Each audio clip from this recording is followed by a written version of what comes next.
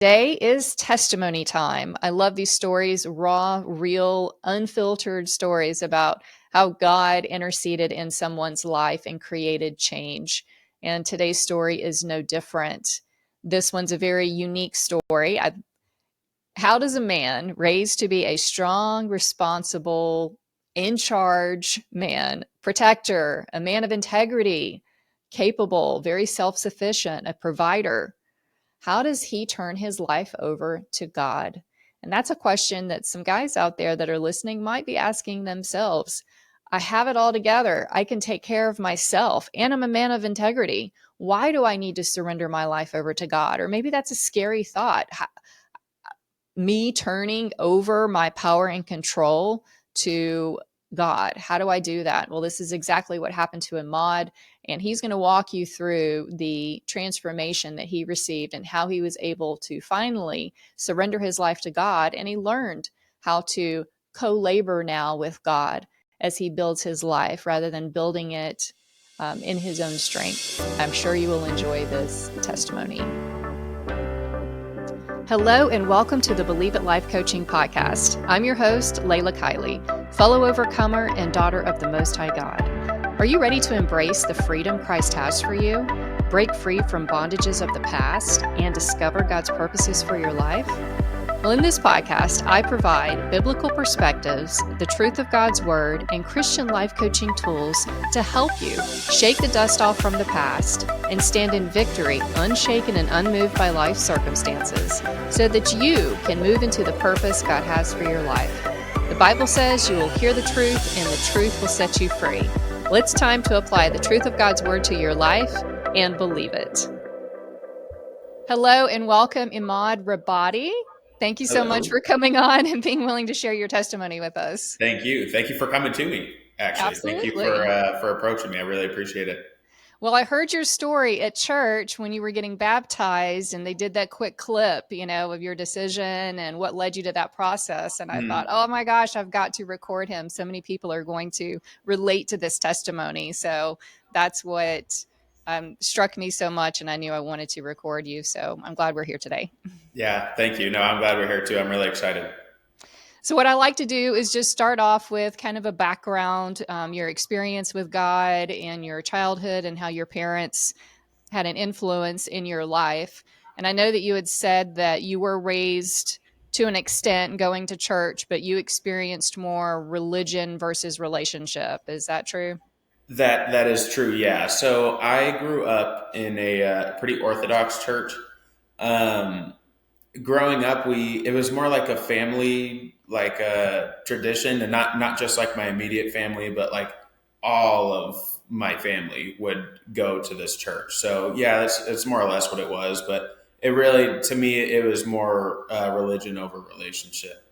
Okay. So you didn't really feel like you were developing a relationship with God or having a connection with a higher power. It was just more your tradition of the family. Absolutely. Yeah. Yeah. No. So no relationship, unfortunately, till only recently, but. Okay. So then you said when you were about 16 to 17 years old, you had an experience in the church parking lot that really was proved to be a pivotal moment for you. This was kind of a dramatic scene. Could you tell us what happened and what your thoughts were on it all? Yeah. So if you don't mind, like, even if I could just talk a little bit about like things that kind of like led up to this point.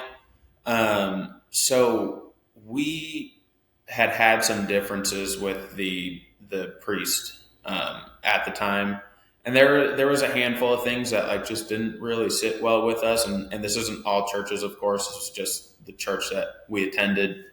As far as things like there was just some things out of pocket. Like he wouldn't baptize like one of my cousins because he was born out of wedlock. And then like there was an incident.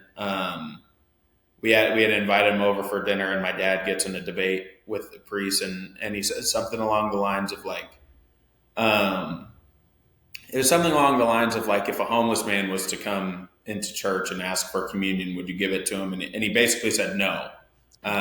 Because you should be dressed up when you go to church. And that's kind of the vibe that this church was. So there's just a lot of things that we didn't agree with, and there's plenty of other examples I don't have to get into because I don't got to bash this guy. But regardless, we got to a point where we weren't attending the church very often, but we would go here and there just because, again, like family was going and they would do events or, whatever it was. We would go here and there. But this night, so there was actually a church festival, and they do it a couple times a year at this church. And by the way, like another red flag is like the church would even like they would bring alcohol to the church, and they had like a whole like smoking section with like the hookahs and everything like that, sponsored by the church at the church. Yeah, so it was like there's a lot of things like wrong with this picture, but regardless, There's we're some at this. inconsistencies you're noticing. You're thinking, this isn't what I would think is godly or, Yeah, Christ like living like this, and the church is supporting it. correct. Yeah, and if you do that things, everyone has their vice, and hopefully you could be delivered from it. But yeah, to be sponsored by the church, like funded by the church, I thought that was like a little out of pocket. But regardless, we're at this festival. It's coming up towards the end of the night, and I'm sitting in like the back parking lot. The parking lot wraps around the building, if you guys can imagine this, but we're sitting towards the back of the parking lot, and this black sedan comes rolling through, and I hear a noise. I look over, and I see the door fly open while this car is moving, and I hear something hit the ground. I look, there's this girl on the floor, like tumbling out of the car. She gets up, 5'6", like black hair. Like I still remember, like I could see her face still. But she tumbles out of the car. She gets up. She starts to run. I see the reverse lights going. Guy puts in reverse, backs into her, hits her down on the ground again. She gets back up one more time. She starts running as fast as she can. And she's saying, "Help me, help me, help me." And at this time, I'm like 16. I think I was just driving, so I'm like 16 years old, and I just didn't like process what was happening yet. Like when you're having a party and then suddenly like mayhem breaks out, like your brain just you kind of just freeze up. Like anyway, Yeah, but and what a shock too. I mean, that's yeah, that's yeah. intense. So she runs up to this. There's four older men like standing in a circle. I think also smoking, but they're like standing in the circle, also in this back lot with us. Um, she runs up to them. She's like, "I need your help. I need your help." And all four of them like turn away, turn their head. They walk away. Um, so she starts running into the church, and she's screaming for help. And then the driver of the car puts in park. He gets out. He goes running after her. And again, like I'm kind of just frozen, and I'm there with two of my cousins, and we're kind of just like frozen at this point. Um, and he grabs her by the hair, and he puts her in a headlock, and he throws a couple punches and starts dragging her back to the car. And I mean, my brain's just rushing, and it's like, do I go help? Do I stay out of it? What do I say? What do I do? Do I call the police? Do I just jump in? X, Y, Z. I definitely would have handled the situation different now, but at the time, I just wasn't exposed to like violence like that. I guess, especially in a place like a church, I wasn't ready for it. Yeah, Yeah. but so he drags her back to the car. He throws her in the back seat this time. He doesn't even bring her around the other side. Just opens up the door, throws her in the seat. And then it was at that moment where I hear like if it is the voice of God, like it was the voice of God that just overpowered like all the other thoughts and says, "Go get her." So that was enough. So I jump up, and it was like, what's that movie, The Matrix, where everything's slow motion and all that? Like it was, you could call it an adrenaline dump or whatever, but like my senses were like so heightened, like my thought was clear. Like I just get up, I start running. The guy sees me coming, he jumps in his car. He puts it in drive. He's racing around the parking lot, and we come up on the straightaway. And I'm running behind him. It's like, now what? Like, am I going to catch the car? And I just, again, like the voice again, it's like, take a picture of the plate. So even like in this hectic moment, like I had enough clarity. Like again, if it's the voice of God, I feel like He just gave me enough clarity in that moment to like use my senses. Mm-hmm. Uh, so I pull my phone out, and I used to have this Nokia. It was basically a brick with buttons. So more or less, I mean, I didn't get the picture, but or I got pictures, but it wasn't clear. And I got back, and my cousin, she was crying, and she's on the phone with police, and uh, I also handled it wrong again. Like I shouldn't have taken it out on people, but like I was fighting with the four guys that she ran up to because I was just disappointed. I was fighting with them. People start coming out to hear the commotion. Like I'm yelling at people. Like it was just such a mess. Like everything about it was a mess, and I handled it wrong too. Um, but Wow, at but at that, such a young age, though. I mean, it's such a young age to have to deal with something that extreme, and just instinctively, this is wrong. Something's off here. And why aren't yeah, the adults the ones who are responsible? Why aren't they taking care of the situation? Why aren't they interceding? So I love how you haven't been desensitized to um, how life works, I guess you could say, in these types of circumstances where a lot of times older people, adults, they get desensitized. They've learned to shut down their natural yeah, reactions, but here you are just operating out of instinct and you're hearing God's voice. And that's accurate, though. I mean, I think this comes yeah, down to also that righteous anger, running up and confronting them. What are you doing? Why? Why isn't yeah, anyone helping her? I mean, that makes perfect sense. And it's such a young age, too. I mean, gosh, that's a lot to yeah. process. Yeah, so at that point is really where I kind of like I had told myself at that point that I do believe in God. I've heard the voice of God. I felt like, and I've always been, I've had a basis of faith. But I was just like, but He's not here. Mm. Like He's at least not at this church. And the right answer would be just look for another church. But I don't know why. That just wasn't. Maybe I was just so turned off by the situation that that wasn't the answer I came up with, and I just decided I can love God and not go to church. So I didn't. I just didn't go, and I refused to go for a long time. If I went, it was a wedding or a funeral. I could count Yeah. on my hand the amount of times I've been back since, until I was saved again, which we'll get into. But up until that point, up until recently, I could count on the times on my hand that I've been back. So, And I think it's good to recognize that what you did was you didn't reject God, you mm, rejected a false representation of God. And you didn't know yeah, what to do with that. It's like, I'm not rejecting God, but I am rejecting this. And some people would say, oh, if you reject the church, you're rejecting God. No, I'm rejecting a false representation of who God really is. And yeah, it's not here. And this is what I know to do with it. So you kind of made this declaration that church isn't for me, and you set everything aside and yeah, just started moving forward with your life. yeah, more or less. And you said that when we talked earlier that you felt like that declaration, though, hindered you for a time because then you started finding yourself in these different situations that were pretty dark and demonic, or you started Yeah. experiencing demonic activity. So, what was going on there? So, yeah, that declaration of I'm going to walk away from church was I personally think the moment where like my life kind of took that.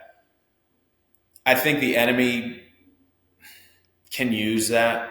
You know what I mean? And I guess I'll get into it more, but it was at that point where like I would have a lot of spiritual like experiences, and most of them negative, and some of them I thought were positive at the time, but looking back on it now, I don't think were. So um, I can give you a couple of examples, but one in particular was I befriended this family, and to this day, like I absolutely adore them, and I pray for them all the time, and I pray that things can change and that they could come to know God. But regardless, I befriend this family. We're super tight, and the mom, we have spiritual talks and things like that, but she tells me that she is a white witch, which is like basically like a good witch, is what they tell you. Yeah. And she is able to tap into like a certain realm, whereas things like she can read cards, like tarot cards or angel cards, they'll call them, or she can like hear voices and have intuition and things like that. And I think those gifts are real, and I think they can be from God, and I think that you can use like prophetic word, and I mean I believe in that, but Hmm. I just think it was easy for her too to get overwhelmed by the enemy when you access those kinds of traits. Um, Because she wasn't declaring herself. I mean, like you said, I guess she labeled herself as a white witch. yeah, that Yeah. she So. did. And that's what she told me. And she said that she had seen someone, and they told her in a past life she was a witch, and they believed in past lives and Hmm. things like that. And I kind of just like I was kind of brush it off, but like I have had her read my cards, and things on them were true. And even things that were going to happen happened. Um, so that was like when you're, I think it's like innate human nature to want to find the greater purpose. And when Hmm. someone shows you, like, hey, like this thing is real and these things do happen. And look, how did I know that this thing happened before? You've never told me about this. How did I know about this? XYZ. It's like you kind of just take the bait. But What's intriguing? It's very intriguing. yeah. And a lot of people want to know, of course, and it's just natural to say, "Oh, tell me my future. What's going to Mhm. happen next? What do I Yeah. need to prepare myself for? Or what, Yeah. what can I avoid or what do I get to embrace?" So, Mhm. and you started experiencing, didn't you say you played with Ouija boards too? Yeah, And which is no bueno. Yeah, you shouldn't do that. But I did. I had a really strange experience with a Ouija board before, where it was so spooky. But we had done the Ouija board with like me and a couple of friends, and it was the strangest thing because we did it, and then afterwards, I think there was five of us. Four of us felt good after, like in a weird way, like a weird like sort of enlightenment. But one of us got up, like he just got up, walked away, like walked off into the dark, was just overcame by this like just horrible, like I don't know what it was, if it was wow. like just depression or exactly what he was going through, but literally left, like got up and walked out and walked into the dark. We were at a park of all places. It was really spooky. I don't know why we were doing this, but yeah, he just got up and left, and we didn't hear from him until like the next day. So that was weird. um And didn't you I say you would have things start happening at your house? Yeah, so I had there was this one occurrence where when I was like, and again, this happened like not long after I basically declared I wouldn't like go back to church. I'd find God like elsewhere. So I was like 17. Like this is very really like recent after this happened, but I used to work at this retirement home. Like I was a dishwasher in the kitchen at this retirement home, and like people would pass away there or whatever. But I was in the kitchen, and I like just saw it out of the corner of my eye, but there was this like dish rack next to me, and this cutting board like just flew off the rack. Like I don't know how to explain it other than it just flew off the rack. That's the best way I could say it. So I'm like, did anybody else see that? One other person did see it. He was like, did that thing just fly off the rack? Like, yeah, it did. And we're all freaking out or whatever. This lady comes in. She's not even part of the kitchen. She works there. She's like, what's going on? We're like, the cutting board flew off the rack. She's like, well, you won't believe it, but I'm part of this group that like searches for ghosts. They're like ghost hunters or whatever, like you see on TV. Oh. She's not on TV, but she's like part of this group. I guess there's groups of people that really like go out and do this. And she was like, we can set up an investigation here. And I'm like, that sounds like the coolest thing ever. Let's do it. I don't know why I thought it. I was like, let's just Yeah. do it. Like I've never been part of something like that. Um, so we did, and not a lot happened except this one point where we're back in the kitchen where the cutting board flew off, and they use this like box that I don't even know what it's called, but it uses like frequency from the radio or something like that. And if there's a spirit, it can alter the words or something, and it can speak to you. Is more or less. I don't know the science behind it. I probably I probably didn't get that right at all, but that's what I got from it. Mhm. And so we do it, and it's this part where the guy asks like, "How many of us are here right now?" I think there was four of us in the room, and it says five, and they're like, "That's weird, you miscounted." We're like, "No, it's us four plus the ghost or whatever, so that's five." And that was like the weirdest thing of the night. But anyway, we'd left after that, and I didn't think much of it. But that's when like weird things started happening. Yeah. So this girl that I was dating at the time, she was there that night, and she texted me. I'll have to send you the picture because if you could put it up in this chat, it Yeah. would be crazy if you could put it up in here. But she's like, "Don't freak out." But I woke up and there's cuts all over my arm, like all over her, like all over her arm. She's covered in scratches.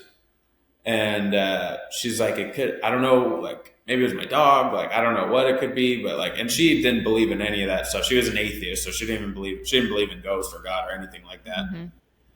And yeah, so there was that, and then like I would have lights and things like turning on and off in my house in front of me, like turning on and off, and just weird thing. I punched a hole in my wall. Like I never freak out. Like I never get that angry. I dropped a light bulb. It like wasn't even a big deal. I dropped this light bulb and I just punched a like I was just overcame with anger. Like just weird things were happening after that. But So you're experiencing supernatural things. You're experiencing this realm um, yeah, coming out of, I guess, this the church experience that you have is as you're going up and you're yeah, exploring, which a lot of people do, and you're starting to see that okay, there is this supernatural realm. It does exist, and there's these odd things happening to you. mhm, Um, but during this time, also, I guess, so you as you move on, as you continue to move forward in life, you start building your life, right? You start working yeah, for your father, you start um, attaining all of these possessions, and life's just kind of moving on. But you yeah, said that you noticed as you were moving forward and as you were gaining all of these material possessions, you still felt a void, and that was making you angry. That no matter what you started getting for yourself, buying boats and cars and, yeah. things of that nature, but yet it wasn't filling a void for you. So, can you describe that? Talk about that season. Yeah. So, little backstory: me and my dad ended up opening up a shop where we would. It was a body shop. We'd paint classic cars was our thing, and it worked out for like 2 years. But you just, I was too young. Like I was like 19, so I don't know anything about life. You know what I mean? And we had our differences, and it's tough working with your family. So I ended up actually leaving that business, and I knew I wanted to do something in sales.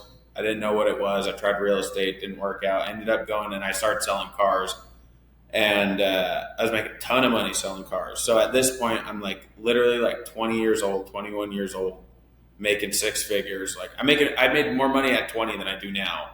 Wow. Yeah, making really good money. And 20-year-olds got nothing better to do. It's not like I cared about saving up and buying a house and doing all that stuff. So I bought tons of things, like whatever made me happy. So like I had Jeeps and I had cars and I had trucks and I had boats and an RV and all this stuff. And yeah, I was just empty.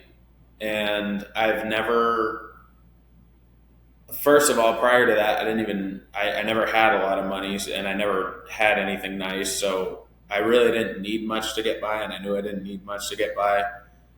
And you think like once you hit it big and you buy a bunch of things that it'll make you happy, but it just wasn't doing it. It It just was wasn't gonna. doing it for me. And I just looked around one day. I had everything in the yard. I had so much stuff I couldn't even fit it all in my yard. I had some of it at my buddy's house, who has some space. So like I had my Jeeps and my trailer and stuff over there. I looked at him like, this is so dumb.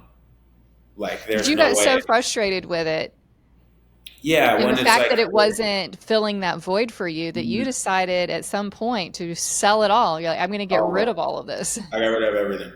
Yeah, and everyone's like, dude, but your Jeep is so cool and your truck is so good. Blah blah blah. It's like it didn't. It just didn't matter. Like none of it mattered to me. Like it was never important. I don't know what it was, but yeah, all of it went for sale and all of it sold. I have none of it to this day. I'm Hmm. down to a 20-year-old pickup truck now, and that's all I got. Like I don't have anything else. But yeah, it didn't do it for me. Now, you had said also kind of this time when after you decided to leave that particular church and you just moved on with your life and you're having these different experiences, you're building your own life. But during this time, your mom decides to she had some sort of change, some shift in Yes. her perspective and what was going on there with her because she was still had an impression on your life and you're watching her Hmm. go through this transformation. What was that like? So it was about the same time. Maybe it happened like it might have even happened to her like a little bit before my whole incident.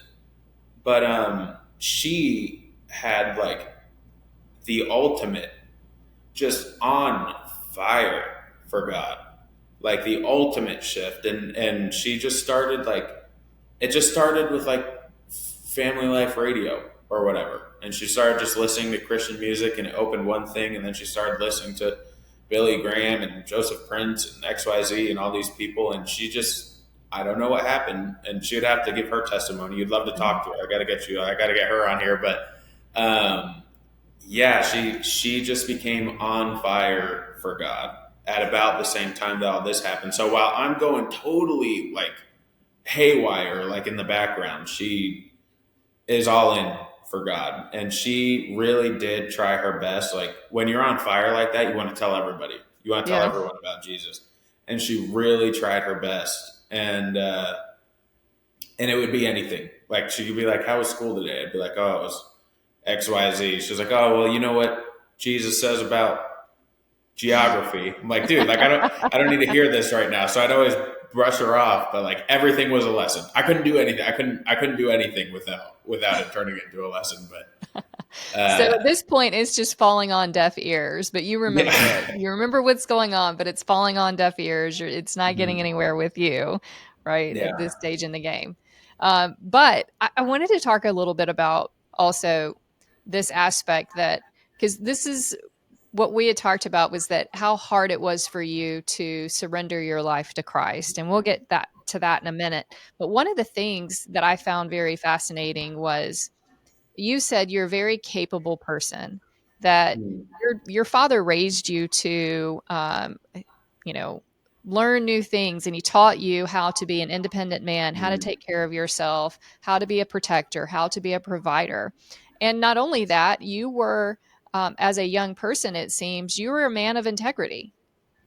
Yeah, You yeah. were Even walking, with integrity at your age. You weren't off into drugs and off in all this, mhm. crazy rebellion, but you were operating in this state where it's okay, doing the right thing. But I think you were saying though that it was just the fact that you had all of these things going for you that you really didn't see the need to turn your life over to Christ. So what was your perspective of yourself? Can you talk a little bit about that? How you were so well trained, it seems. Your parents did a good job of training you well, and that ended up becoming kind of a barrier in your mind.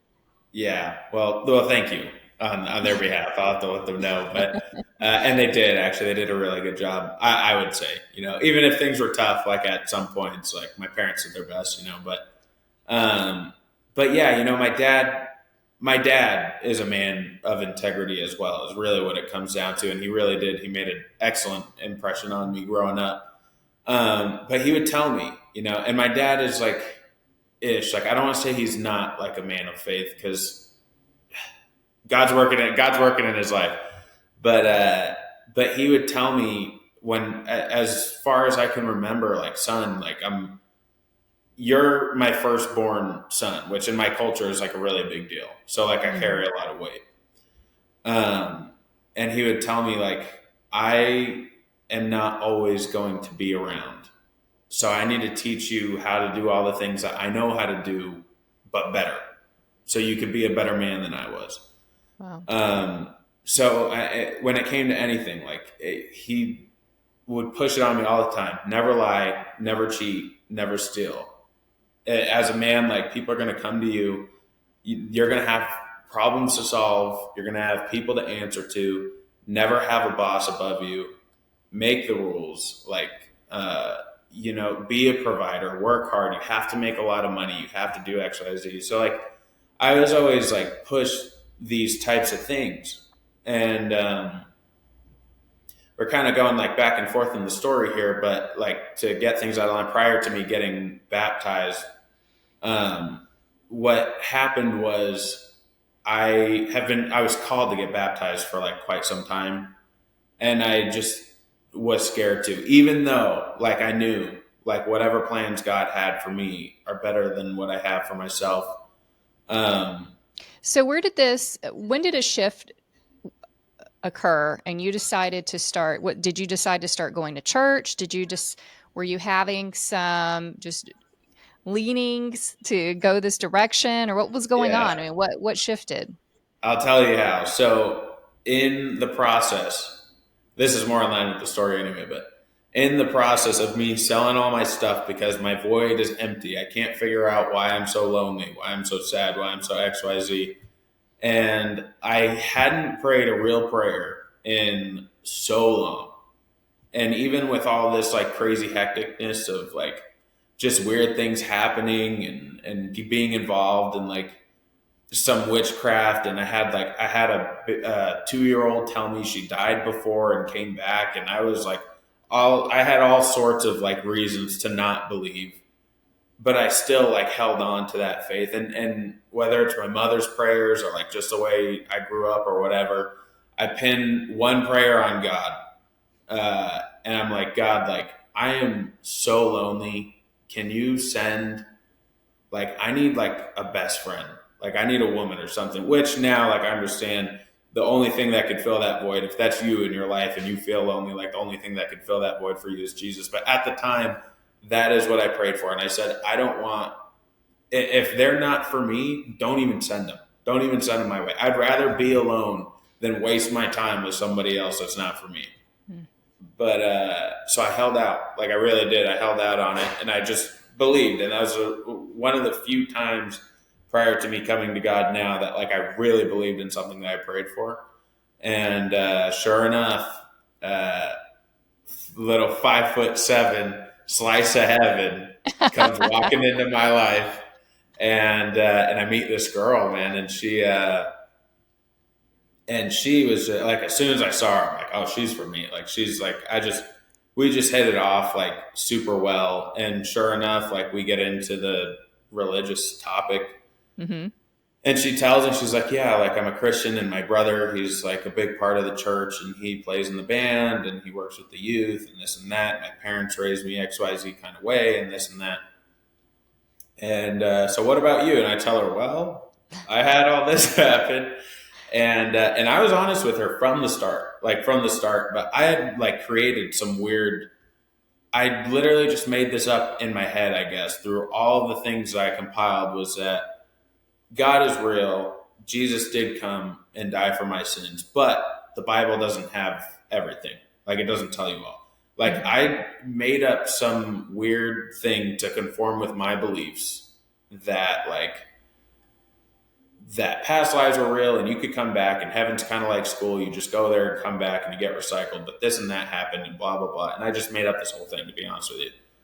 Um, Because you're just and pushing everything together that you have learned and experienced, and you're creating a correct. theology of Yeah. sorts Yeah. out of that. Yeah, out of your Because experiences. all of it had some truth in my life. Yeah. I really did hear God.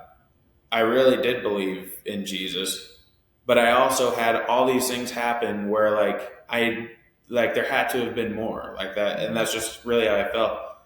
But anyway, she puts my feet to the fire. She actually left for it. We cut it off for a bit because it was that big of a deal to her that like I wasn't like Because I you didn't told her, like you conform to said, it. you were honest. She says she's a Christian and believer, and you're like, well, I'm Mhm. not. Yeah, I would never. I can. Well, I can't say I never lie. I really like try my best never to lie to anybody, and especially to her. Like of all Hmm. people, like never. Um, but I mean, we're all sinners, so I'm not gonna say I sit here and never lie because it happens. But really, like I try my best and I try not to. So I was totally honest with her 100%, even knowing like things might not work out if I was. But um, yeah, so she left for a bit, and then I work my magic. She comes, she comes back, and she was like, I would really like to go to church. I think it was her birthday, and yeah, it's her birthday, and she's like, I want to go to church with you. And for you, like for her, like whatever, like I'll go. And I Mhm. fought for like a little bit, but I'm like, like it's not I'm not gonna die in 2 hours. You know what I mean? Like let's just go. Um, so we started going, and then it turned into like a weekly thing, and then it turned into like me like kind of wanting a little bit more, and then it turned into she couldn't make it to church, but I could make it to church, and then I started going by myself, and yeah, my So what relationship was with the first Christ time you went though? What was it like? Because this is completely different than totally different. what you were used to. Were you Mhm. immediately intrigued or were you, you know, I was kind of set off in a way, not set off, but like blindsided because the church I had grown up in, like big murals of like the saints and Jesus and Mary, and then like everyone's dressed to the nines. Like if you come to church, like you're wearing a suit and a tie and whatever, and it's like quiet, and the priest actually like would do most of the preaching, not in English. I'm assuming it was like Hebrew or Aramaic because I couldn't understand him yeah. during some of it. Yeah, so like, and that's a tough one to preach when you don't even speak English. Yeah, that's a tough lesson to learn. So it was just different. And then I came to this church where it was like filled with like young people, and they're wearing t-shirts and shorts, and there's like a band up front. I'm like, why is there a guitar in the church? Like, like this is guitars don't belong at church. And it was like they started with the music, and for a long time I really didn't like the worship music, but I came for the lesson because I just thought there was like fruits in that knowledge, like those were good lessons to me. That was mostly why I went. Like when I started going, like I didn't even when I was going consistently at first, it wasn't because like I wanted to submit to God or I was like in love with God or whatever. Like and this is just dumb, but like when you're a kid, like you kind of like you love your dad and you kind of fear your dad, but when you grow up, like you respect your dad. Like I Mm, respect him now, but I'm not like afraid of him or mhm. whatever. Like I still love my dad, but like, and that's kind of how I looked at God, where it was like I respect what he has to say, and I should learn from it. Which again is like just a loaded like mindset to Well, that's a have. start. No, that's a start, right? I mean, because we're supposed to be, as Christians, provoke other people to jealousy and be able to have Mhm. something to offer them that they are intrigued by and curious. And so it's just a Yeah. part of that kind of process. You just Hmm. became intrigued and you had respect for him. I think, and that's how relationships kind of start, right? I mean, it takes time Yeah. to fall in love with someone and learn so much about them and become attached to them. So Hmm. that's a part of the journey. So Yeah. you're in this, you're starting to go to church now, you're intrigued, you're becoming more consistent with your showing up at church and everything, and slowly you start becoming convicted, I suppose, by Yeah. the faith. And how did that transition for you to the point where you decided that you wanted to get baptized? Yeah. So it started like a year before, even a little bit before that, but I would say at least a year before I got baptized. And they were actually doing baptisms for like three younger boys or whatever. But I remember the conviction of watching them get baptized, where God was like, "You should have been in that water. Like you should have been in that water." And like since then, I would say it all the time. Like I'll get baptized like sooner or later. I'll get baptized sooner or later. And I was just scared to, and I ended So what up. was holding you back? What was the fear that you had that was holding you back the most? And the fear that I had, and I think it's a fear for a lot of men too, but like giving up control. So like I I was I did a lot of like combative sports, but like I was a big wrestler and I would do jujitsu and things like that. And to submit in jujitsu means you lose. Like it means you lost if you didn't know that. So like even hearing the word like to submit your life to Christ, like to give your life to Christ. Like to me, like I work a sales job. I don't have a boss. Like any money I make, it's because like I put in the work. Like I'm competitive like that. Like I can fight. Like I can handle myself. I can provide. Like there's all these things where like I'm in control of all sorts of things in my life. To give up control is ludicrous. Like in my mind, that's crazy to give up control. And so that's really what I was scared of, like looking back on it.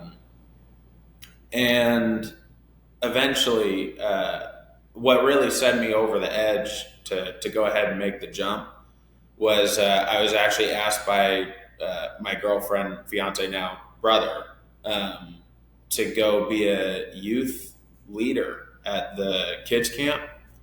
And I was like, whatever, like I'll hang out with the kids, that's cool. But I took so much from kids camp, like I literally like this church camp like just changed my life. Like I don't know, like it was just I was just on cloud nine. Like I felt so good after, and I was like, I'm gonna do it. Like I'm gonna get baptized. Like I've had this calling for so long and I haven't done it. I'm gonna go ahead and do it. Um, and then it came to where I had to ask my pastor, and I was scared. Like I'm like shaking. I stopped him after church. I'm like, I don't want to say his name on here, but I'm like, I have something like important to ask you. Like it's a big deal, like whatever. And I could see like the fear in his eyes, and he's like, "What could it possibly? Like, what bad news could it possibly be?" And I'm like, "I want to get baptized." He's like, "Dude, that's like the best news ever. Like, I would love to do that. Why would you? Why would you be scared? Like, what are you nervous about?" And that was the first time where I really put thought into it. I'm like, why am I nervous? Like, why would I be nervous to get baptized? And I chopped it up to a couple things. So one of them, like I mentioned, she's my fiance now, and I remember like asking her to be my wife was so scary. And it's not because she was gonna say no, because she definitely wasn't gonna say no, but it was scary because like life is different now. Like Mhm. now I make the choice that like whatever decision I make from this day forward has to be to honor you. Like has to be to benefit you, has to be to not put like dirt on your name in it. And it's the same with baptism where it's like from this day forward, like that's the promise that I made to God, like not just a woman, but now the creator of the universe, that I'm going to follow you. And like, I'm going to like, wherever I go, wherever I walk, like I'm going to be a good example of like what a Christian should be like. And that's scary. Like that's a scary change to commit yourself in that way for some people, but So now, did you ask her to marry you before you got baptized? I did.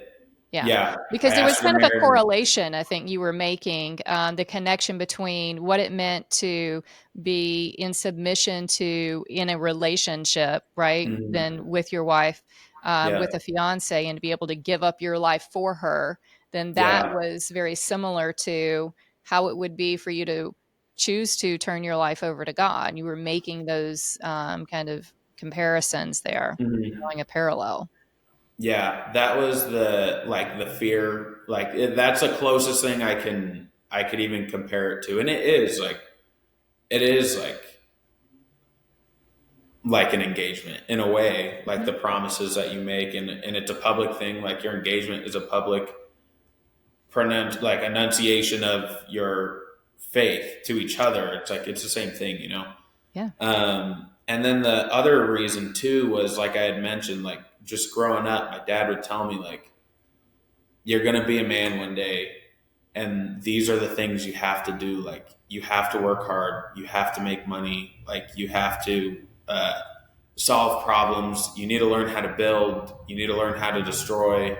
Like, and now that I'm older, like I can do all sorts of different things. Like I can make money. I do have a job, like thank God that I'm fruitful in, and I can solve problems. And if you need me to build you a house, I can build you a house. If you need a new motor in your car, I can put a motor in your car. If you're stuck in the middle of the mud and you need to get pulled out, like I could come get you. Like there's no problem that like I can't figure out at this stage in my life. And I was having this conversation with my mom, prior to getting baptized, and she's like, she was asking me, "What are you scared for?" And I told her, like, how could I give up? How could I, yeah, just give it up, like give up my authority, give up, like how could I submit to God when I'm the wall that protects you from the world? Mm-hmm. Anything bad that could happen to you, I Mm-hmm. can take care of. Yeah. How can I give that up? Well, you're a And it's, capable leader. I think you're seeing yourself as a capable leader, and you that's don't want to right. set that aside because that's your protection. And Hmm. it's for the protection of those around you. So why would you give that up, surrender Yeah. that role to someone Yeah. else? And because ultimately it becomes trust, trusting that Mhm. God will now be the one in control and he's the one that's Yeah. protecting and he's the one that's providing. But so I can Yeah. see how that's a difficult decision for you to make. However, you learned though it's a co-laboring, Yeah. and it's not so scary after all. It's not, no. And I'll tell you, she answered me very simple, like super easy. When I said, like, I'm the wall that can protect you from all these things. Like, how could I give it up? And she says, well, who is the wall that protects you? Mm, And it was just like so simple. I got chills, like just like even just saying it back. I was like, wow, like it is that easy. Like that's who God is. Like He is my protector, my provider, my shepherd. Like, wow. yeah, no, it's incredible. But I'll tell you. So what you're alluding to, yeah, I was scared like going into it, but I the day of the baptism, it was actually my parents' anniversary, their wedding anniversary. So I did not expect them to come. I told them I was getting baptized, but to be honest with you, I didn't think they were going to come. On top of that, my dad hasn't been to a church in no exaggeration 15 years minimum. Wow. Probably 15 years he hasn't been to a church. So I definitely wasn't expecting him to come. But the day of the baptism, I had to get there early. Sure enough, my mom, my dad, all of my siblings, and my cousin, everyone pulls up to come watch me get baptized. My fiance is there. Both of her brothers come. Her parents come. I had like all my people there, like all my family there, like anyone that I wanted.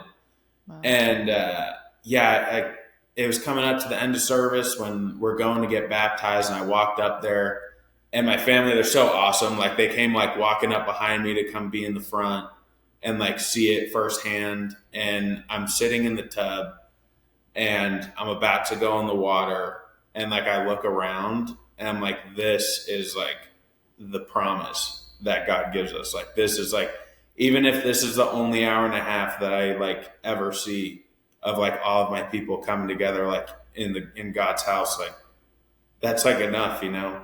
Um, So at that yeah, moment, that's when that you felt that void kind of was filled too. absolutely, Wow. absolutely. That's when you find out like there is peace and surrender, you know. Mm, But so good. yeah, it's so good. It's crazy. Wow, that's But beautiful. And I love yeah, how God used, like He does with everybody, all of their experiences kind of combined and moves you into a relationship with Him. And it's that prayer. I mean, the power of prayer is yeah, crucial, right? I mean, it's so obvious here too when you made that prayer, that true prayer of, God, I need somebody else in my life. I need help. I mean, it was a way of praying for help. I can't it do this was. on my Yeah, own. I hmm, can't, it's a yeah, humble request, especially from a man to say, I need somebody else in my life to help me with this. And yeah. God showed up in a major way for you in He this. did. Yeah, my life is so different now. Like the way that he's like just blessed me, like especially when I didn't deserve it, because like I really didn't. I Mhm. really didn't deserve it, but it just took one time of like just pure faith that he could come through, and he did. Like a lot of people think faith is like a one-way street. You know what I mean? It's like we say all the time, like just have faith. Like when things are tough, like we tell people, like have faith, be faithful, like just pray about it, just X, Y, Z. Like, and that's hard, but like I think we forget sometimes, like how faithful God is to us. Mm. I definitely didn't deserve the grace that He's given me. Like I definitely don't. I just got a house, like October 1st. a house like I never would have even imagined like I could walk into. And like I have like the most beautiful fiance. Like I just asked for a woman, like he gave me like above and beyond. Like I asked for a house, he gave me like above and beyond. Like Wow. anything that I asked for, like he's just so good to me. It's so crazy. And my level of like I'm satisfied with very little, and he's always like just provided for me, even when I don't deserve it. To this day, like I still don't deserve it. Like I didn't deserve Jesus to like die on the cross for my sins, like, and he did. Like it's just crazy. None of us do, and like he did, like for all of us. It's just it's crazy. It's so he's so faithful to all of us, but especially to me. I mean, he's just so good to me. It's crazy. That's wonderful. Well, I have to ask you a question. Yes, Would you feel comfortable praying for our audience for those who might be struggling with surrender? definitely. Awesome. You ready for it? Yes. Alrighty. Heavenly Father, thank you for this opportunity that I get to come on this podcast with Miss Layla here. I really appreciate the opportunity to speak and hopefully touch somebody that needed to hear this message. God, I pray that you encounter somebody today that doesn't know you or has been searching for you, and that you encounter them in a way that they have never been encountered before, and that you touch their hearts and touch their souls in a way that they know that surrender brings peace and that your presence brings peace to them.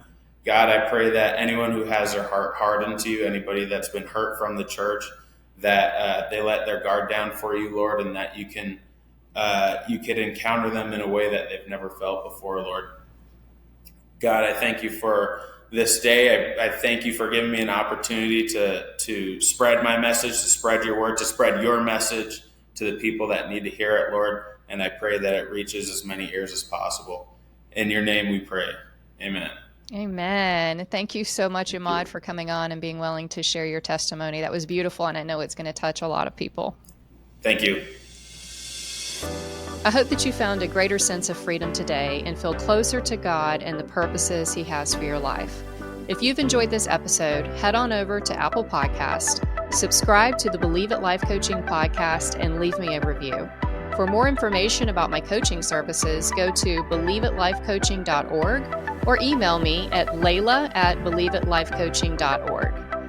May the Lord bless you and keep you, make his face to shine upon you, be gracious unto you, and lift his countenance upon you, and grant you his shalom peace. Until next time, you guys have a great day.